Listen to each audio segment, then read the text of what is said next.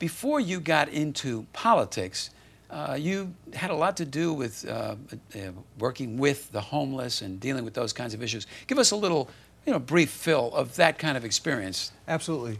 Well, my call to ministry was really a call to service. And when I began to see what God was calling me to do, I actually fell in love with New York. And so back in the early 80s, or the late 80s, when we came back to New York, I actually was assistant pastor at a church in Times Square.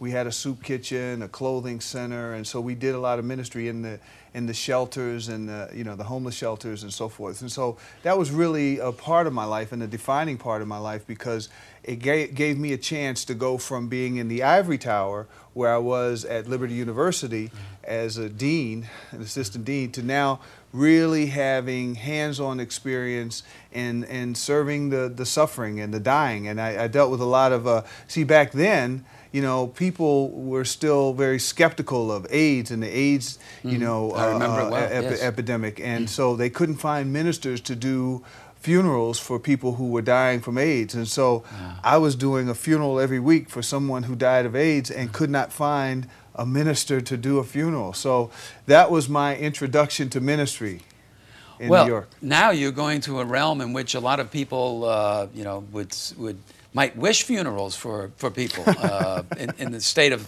the political climate these days. Right. Well, why are you running for Congress when there seems a lot of positive work you could be doing in your ministry? David, I see this as an extension of my work in ministry. I really am running to restore hope and faith in the American dream.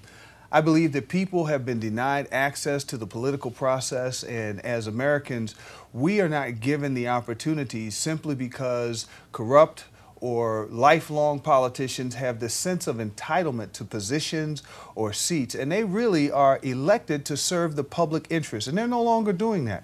And so as no longer doing that, it's really up to citizens to reclaim our government. And so that's why I'm doing this. I'm doing this because I believe that the American dream has been lost to the next generation if we don't do something right now to turn our government back to the hands of the people, we the people.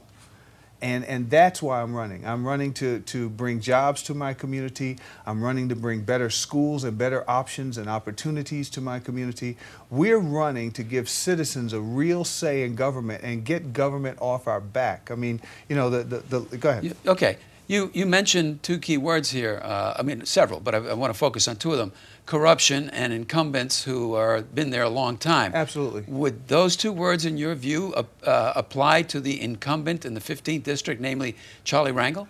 Mr. Rangel is the embodiment of everything that's wrong in Washington. He's been there 40 years, and he still feels like there's something he hasn't done. Well, you and I both know that after a lifetime of work, you should be winning Lifetime Achievement Awards, not talking about another run. But also, the last few years, Mr. Rangel has embarrassed himself, he has embarrassed the office, and frankly, he has embarrassed the people in his district with the things that he has done. And if we cannot hold him accountable, then I'm sorry, we deserve what we get. And so I'm running to give people an honest option and an opportunity to make those changes. If Mr. Rangel cannot retire or step down honorably, then he has to be retired, and that's through the election process.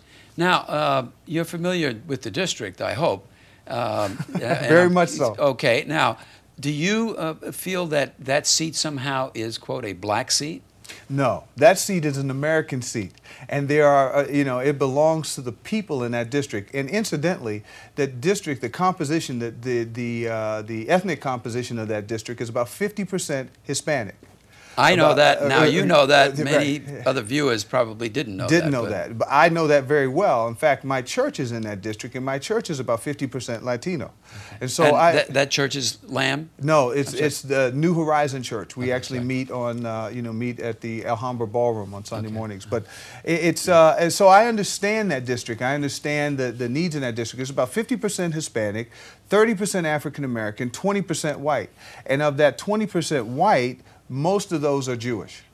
And so it's a very ethnically diverse district, and is becoming even more so now. And there are so many thousands and thousands of unregistered or voters who have not participated in the process that, they're disgruntled, they're disinterested.